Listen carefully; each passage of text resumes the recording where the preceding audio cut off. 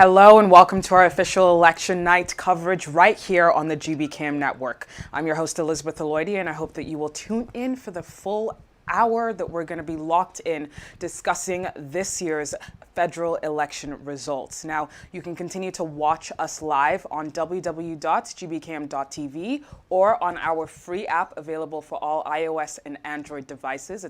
Just search the GBCAM in the App Store or the Google Play Store. Now, we're going to be locked in from now until 9:30, just around when polls close for us right here in Ontario. And to discuss these results, I'm joined here by our very own Andrea Barrett and Mr. George Chukwu. Welcome to election night. How are you guys feeling? I'm excited. How are you doing, Elizabeth? Glad to be here. I'm doing well, thank you. And Mr. George, how are you feeling tonight? Yeah, I'm awesome. I'm just excited and just anticipating and looking at what is going on around Canada. Yeah, now this year's elections have been quite the nail biter, quite close, especially between the Liberals and the Conservatives. I mean, right now, just pulling up our live results, we have Liberals leading by 23 seats and have elected 3 seats so far. Conservatives are leading with 8 and now officially elected 1. And NDP currently has 1 seat right now. So what are your thoughts on these results so far, Andrea? Elizabeth, we're just getting warmed up. Yep. But clearly, the Atlantic provinces have spoken. You see Newfoundland, PI, Nova Scotia, New Brunswick. We know where their heart lies, but I think we're just getting warmed up. Yeah. We need to see what happens in BC, Ontario, and Quebec. It's still up for grabs. And George, how are you feeling about these results so far as well? Well, just like Andrea said, we're just warming up because the story we tell on our way to the journey is not the story we tell on our way back. So we're just warming up. You know, this is just the beginning. So we still have a long night to go. Yes, and we're going to be locked in right here on the GBCAM network. So stay tuned. Now, these elections, I mean, the main question is why did we have these elections? What was the point of them? And just starting our discussion off there, we know that our Prime Minister was looking for majority, right? But a lot of people felt that what was the point of having an election in the middle of a pandemic when so many people are still vulnerable? What are your thoughts on that, Andrea?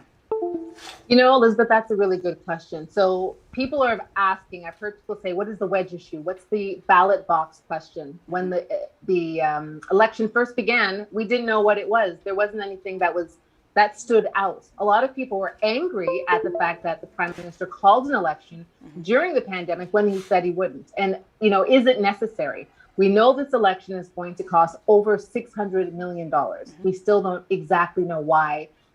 As Canadians, we were going to the ballot in less than 40 days. So I think at the end of the election, this sort of became the issue. Now you mentioned $600 million. What's your reaction to that, George? Well, you know, sometimes when things like this happen, especially when you have anticipation in government, for instance, there are many things that we have experienced since the pandemic. And many people were out of work, and the government were, you know, doing everything they could to keep the economy going.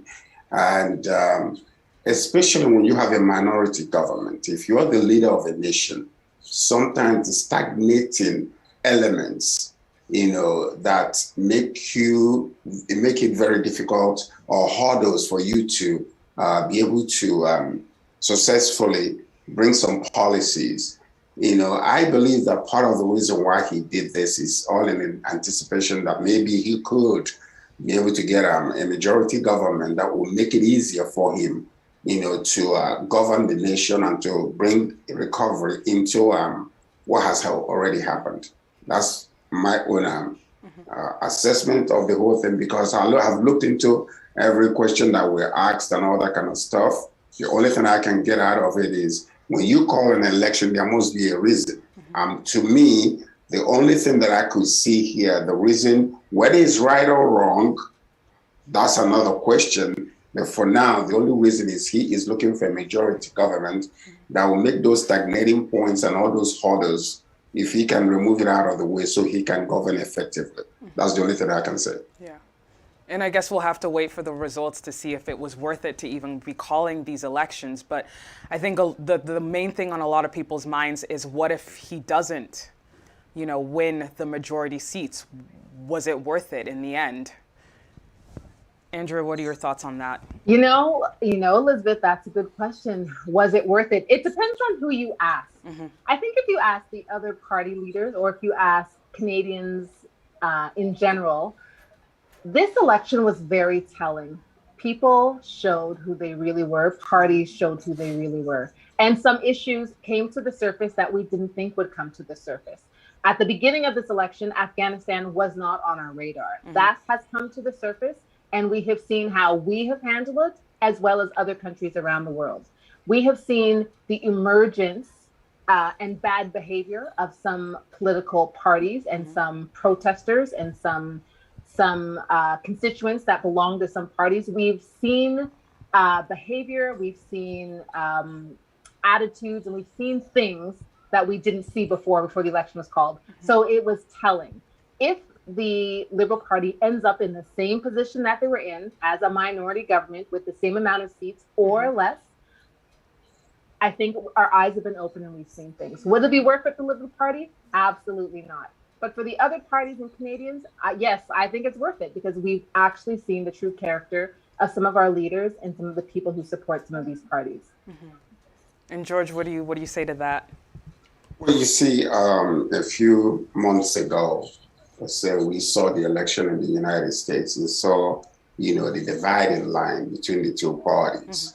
And also, this election is telling us the same exact thing that is happening locally here. You have the conservatives, you have the liberals, you have others in the middle. So we are seeing a dividing line also, like what Andrea was saying. We've seen some things, even the Prime Minister himself could not go to certain places, or even canceled or delayed his campaign simply because of threats. So there are some elements, some things that we never did experience. I've never experienced it in this country, that I'm beginning to see now, where people are becoming a little vocal. And my question is our neighbor next door rubbing off on us? That's one major question that we really need to ask each other, because if Canada, when I first moved here, I thought that Canadians are well laid back, which to a greater degree we're still laid back. But I'm beginning to see also that the what is happening with our neighbors are beginning to affect us. And when you really look into it, you could see that the people that are being affected, that are vocal, that are coming out aggressive, compare them to the people in the United States. You be the judge. In which ways particularly would you say that you're starting to see a little bit of, our neighbors down south rubbing off on us here in Canada? Well, you saw what happened in the Capitol Hill. You saw the people that went to the Capitol Hill, and you saw the reason why they went. And all of a sudden, here is a campaign here going on. The election, whether good or bad, if it was a few years ago, I don't think you would have seen some of the things that you saw this, during this campaign. So you're beginning to see the rise of what you call, I'm not going to name, whether it's liberal or conservative, but you know who they are. They're beginning to rise up. And there is a reason why that is so. And I believe that is as a result of our neighbors, where they're watching all these things. That is a dividing line. And that dividing line also is as a result of what I call social media, where, if you are a conservative, you don't receive anything from a liberal. If you're a liberal and they watch the way your consumption pattern, what you watch, and they send you news only in those areas. So all of a sudden, people that are conservative are deepening their resolve. The liberals are deepening their resolve, and that dividing line is getting thicker and thicker. And that's what we're seeing right now. And if I can add, in this campaign, we've seen some candidates being expelled from parties because of bad behavior. So you've seen people protesting, and Canadians, we're well behaved an electorate. But we've seen some protesters and some protesting that's gotten out of hand. And I don't remember a time where we've seen this many candidates being removed from parties for a wide variety of reasons. I mean, like one example that springs to mind is the fact that our prime minister had gravel thrown at him during one of the rallies. And a few years ago, do you think that we would have seen something like that happen? So open and people being so vocal, speaking out against the prime minister? No, absolutely not. You know, so we're in a pandemic, so emotions are high. We are dealing with vaccination, those who want and those who don't want, those who are for and those who are against. We're dealing with mandates and you know, people being highly encouraged to get vaccinated so they can retain their employment. Emotions are running high. So it's almost, there's so many variables taking place right now that it's sort of affecting the way people are behaving. Prior to this, I don't think we would have ever seen anyone dare throw gravel at any candidate, much less the sitting prime minister. Yeah. George, any thoughts on that? Yes. You know, it's all a matter of choice. You know, I mean, we make our choices, we make our decisions based on whatever motivates us. Sometimes we are being influenced by external forces or what we see and what we hear. And that's part of the reason why I'm looking at some of the things that are happening here.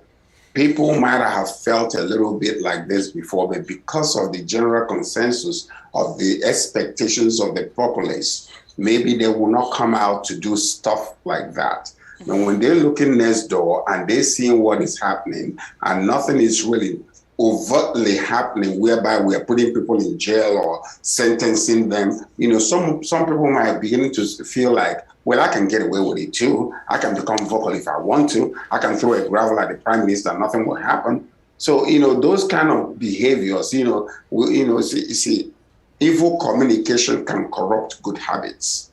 And that is what I'm really seeing. And frankly speaking, if it's not curtailed right now, it might get worse locally here. I would agree. Yeah.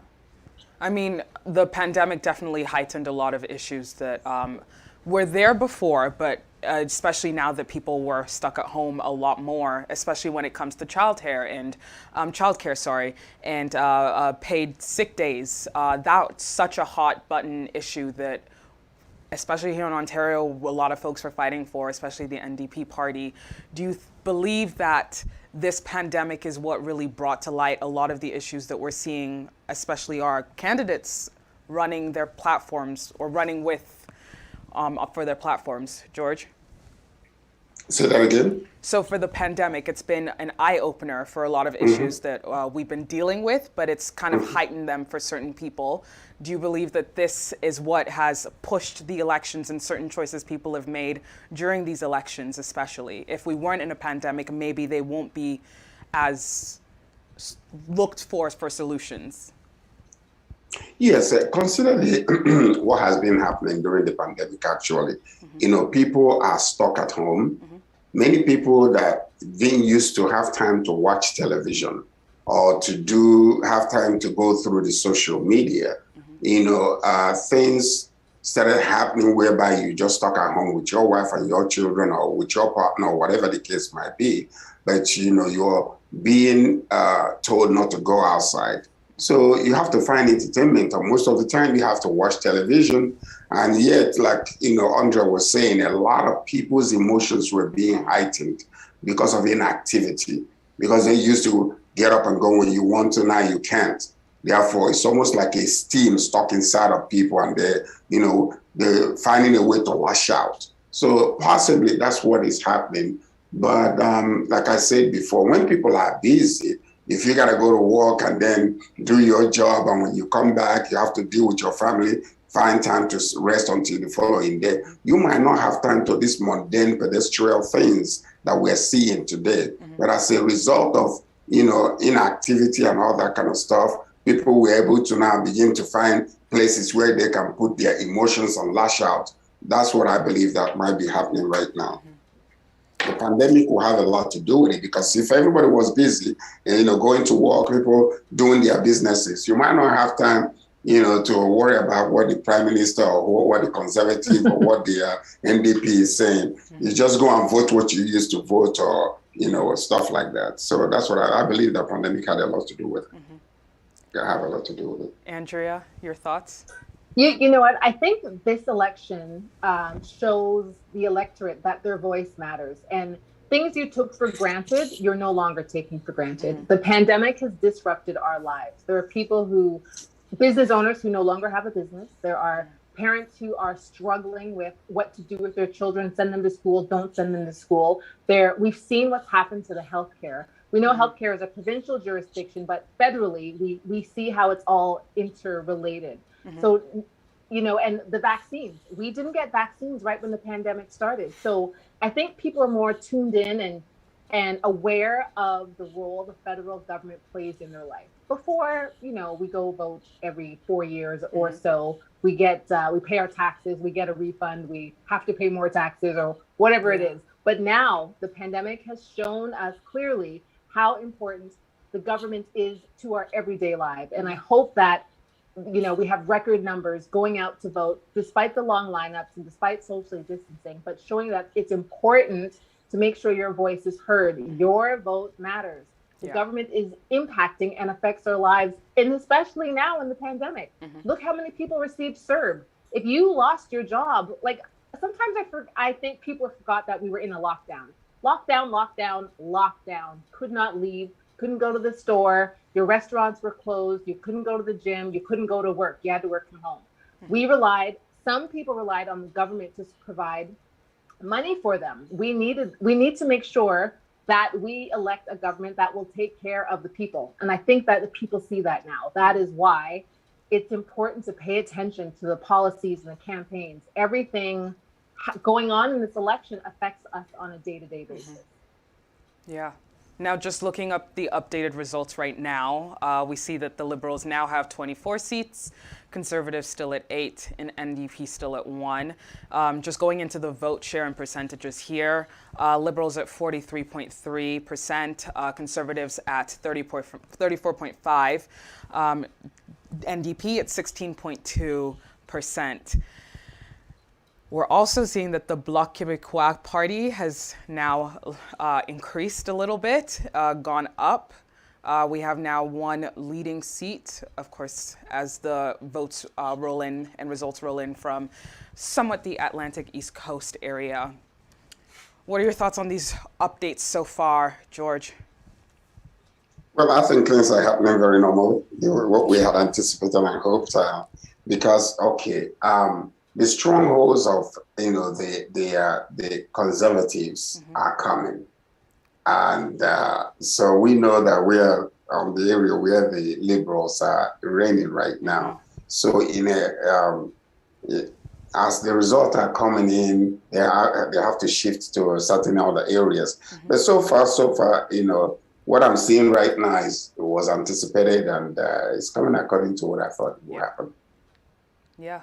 I mean, we have 8 elected seats out of 11 seats elected in the 338 ridings for Liberals currently. So, I mean, it's slow. We're still watching as the results are rolling in. But if we're just looking at this, some people may start celebrating a little early. It's still very early days. No, it's too early. Polls aren't closed yet even here. Yeah. But just especially for those elected seats, for them. What are your thoughts, Andrea? Elizabeth, it's way too soon. I'm going to reserve my opinion for at least another 45 minutes. So as you said, polls are still open. So anyone who's listening to us on the GBKM app, you've got 45 minutes. There could be people still in a line or on their way to a poll. Please keep driving or keep walking. Just keep getting there. You've got 45 minutes and your vote matters. Every vote counts. Yes. These numbers, it's too soon to say.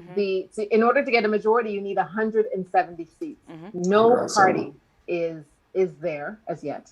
No party is close to being there yet. Like I said, it's Ontario, it's BC, and Quebec. We'll see. We'll see. I mean, speaking of the majority seats, a lot of people are thinking that that's going to be unrealistic either way to get majority. I mean, 170 seats, that's quite a lot of seats. What are your thoughts on that sentiment? I think the I'm trying to remember where the liberals at dissolution, the liberals ended at 155 and the conservatives ended at 119. It's not unfathomable for there to be a majority. I know we've seen a lot of polling going on in the last couple of days that it was close and neck, but polls aren't always right. You never know. There could the NDP could come out of nowhere. The Green Party could come out of nowhere. We don't know. Yeah. I haven't seen what the way the elections have gone and the early voting and all that kind of stuff. I think the chances of a majority government this time is almost close to zero, if I may say so. Really? Oh yes. There's a dividing line. Honestly, what I have seen so far, and in listening to people, individuals, friends, colleagues, looking at the statistics, and listening to the people that are, going to vote and the reason why they want to vote, is very almost impossible for a majority government. Now, unless a miracle takes place, I will be the first to say, whoa, are you kidding me? So honestly, I doubt it, but like you said, unless there's a miracle that is lurking somewhere about to explode, and when that explosion comes, all right, we'll see. Okay, so if there were to be a majority, is it a popularity contest or is it based on the platform and the policies? Are we voting based on the leader? Are we voting based on the best policies and the opportunities that will allow Canadians? That's a great question. Yeah, I'm actually going to. It's a good question. Now, to me, a lot of people have come to the point where they are paying attention to policies. Okay. Now, quite a few number of people also stay with, with the likability of the individual, that is running. So, but I think majority of the people, because of the critical state we are in about a lot of things like the vaccine, school, people going back to work and the vaccine passport, all these things. These are critical issues. The people that want to be vaccinated, they are there and they are very, very motivated, okay, well, if I'm getting vaccinated, what do I get out of it? And the people who don't want to be vaccinated, they are there and they dare you to restrict them in anything. So these are very strong opinionated groups. So I believe that a lot of people that are going to the, to the polls, many of them have issues and they're listening to the candidates to see who will actually be. I've always said that politics is nothing but a function of self-interest, whether we like it or not. Some people call themselves conservatives because they believe in religious things. Others call themselves liberal. They still believe in religious things, but yet their decision making is based on, certain criteria. So to me, many people listen to the candidates, and that's why you see a lot of, vocal things going on. People are against and people for. So I believe that it's half and half, to be honest with you. Or more people are voting for policies than individuals now. Andrea, just to answer your own question. Yeah, I think, the policies are important. It's very important. A dollar doesn't go as far as it used to be. We have an energy problem. We have a climate problem. So popularity contest aside, we need to make sure we're electing a government that will ensure that the air is clean, the water is clean and available, but the next generation has these resources.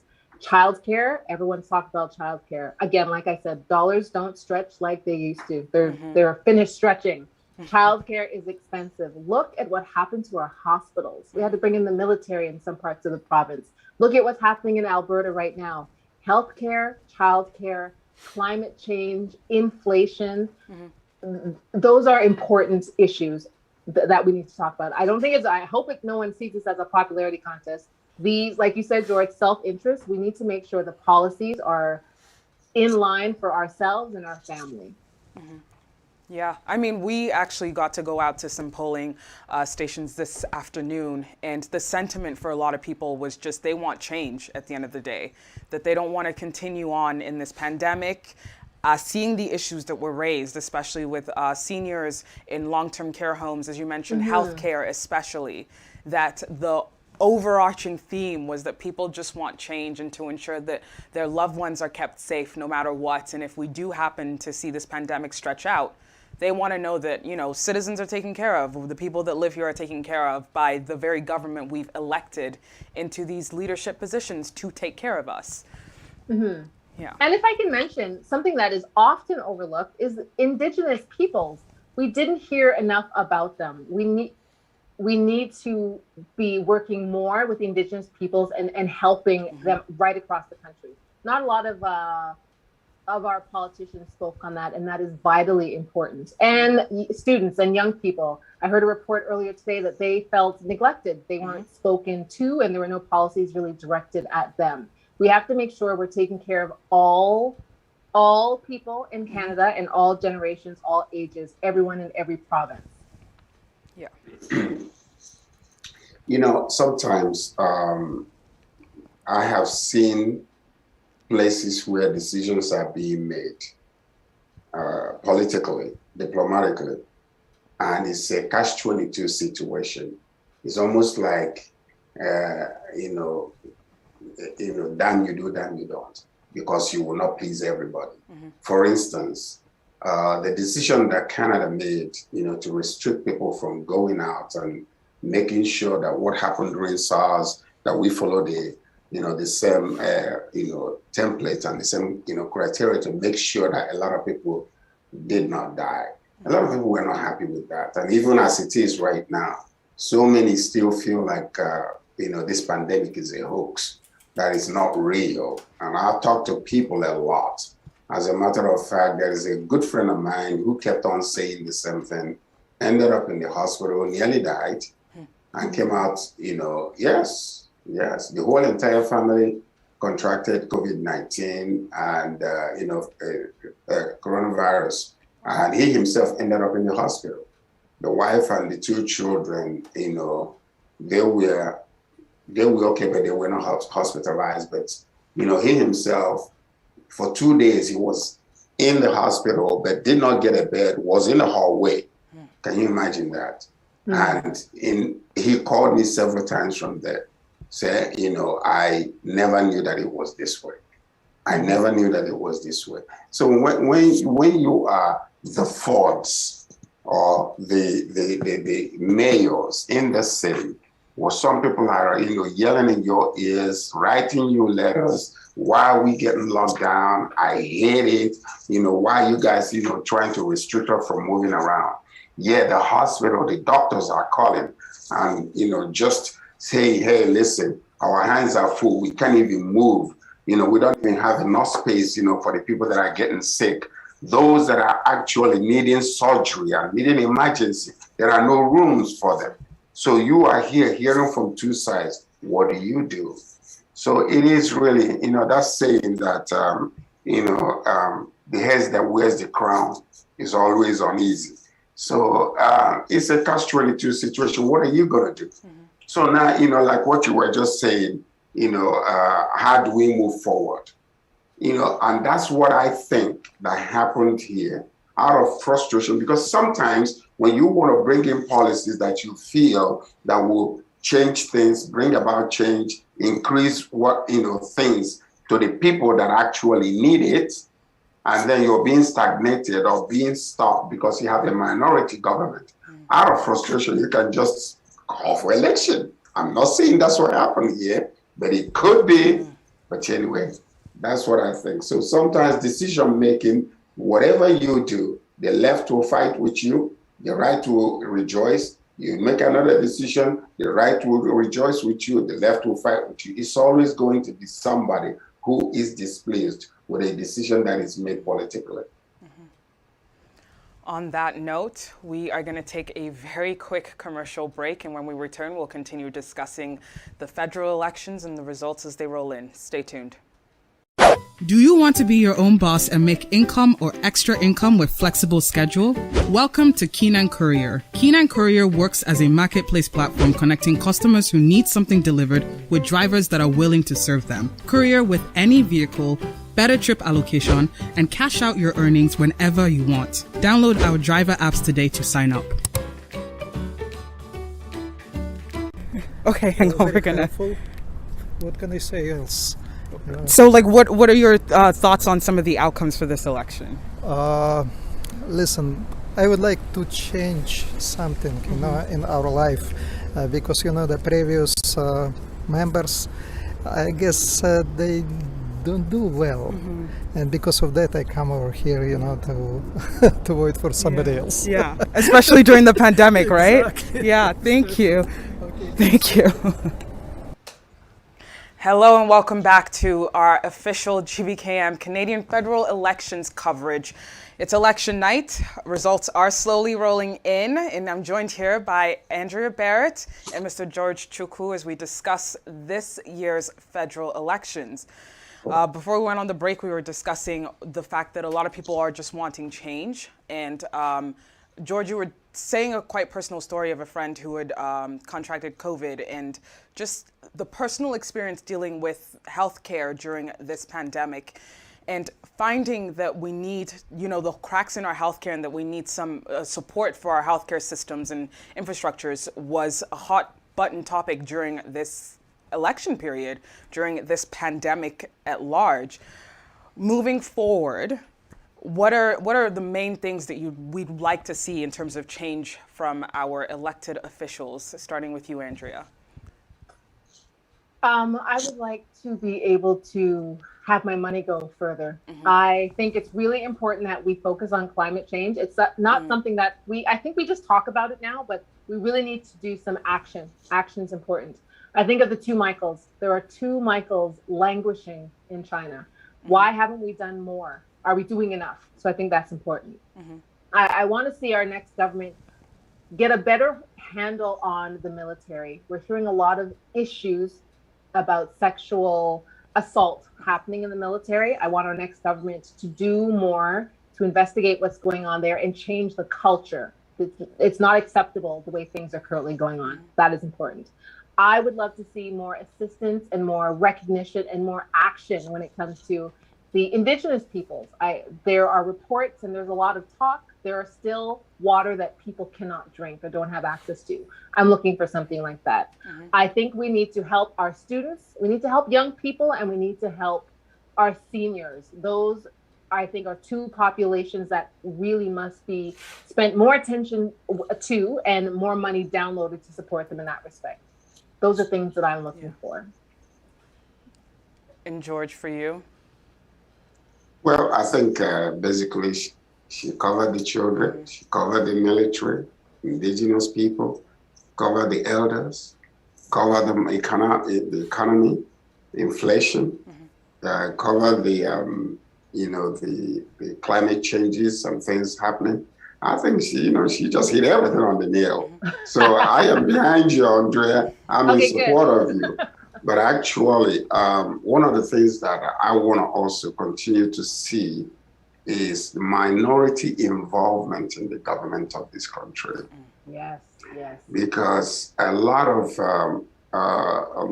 minorities are their voices are muted because they have no representatives. And am I going to say that because of the way Canadian politics is, I have seen where so many groups of people will gather together and say, we want to remove such and such an individual. And they bring their children from downtown and from other areas to come into the riding and vote that individual out. So, I would love to have, for instance, you have areas where you let me just say you have little India, little China, little this and little that, little this and little that. And you see that when people started coming here, they congregated together. They were able to receive a place what they call their own little place. If I want to eat Chinese food, I know where to go downtown. As much as they are dispersed, yet there are places where they are congregated, where if they bring a candidate there, the likelihood that that individual will win is very high.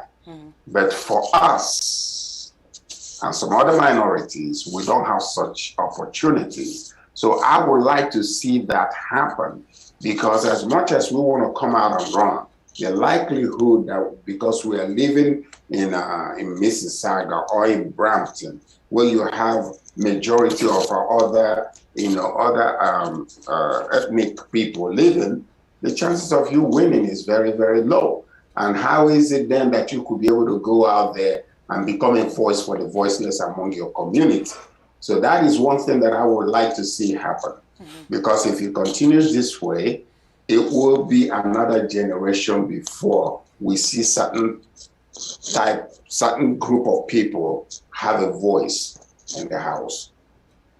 Now, when we think about we have our ideas and opinions on what we'd like to see change and what we'd like our governments to do to better our lives, making our money stretch, really taking climate change seriously and actually putting their plans into action so that we could see them come to fruition, providing proper and clean drinking water for indigenous communities that have been left to fend for themselves.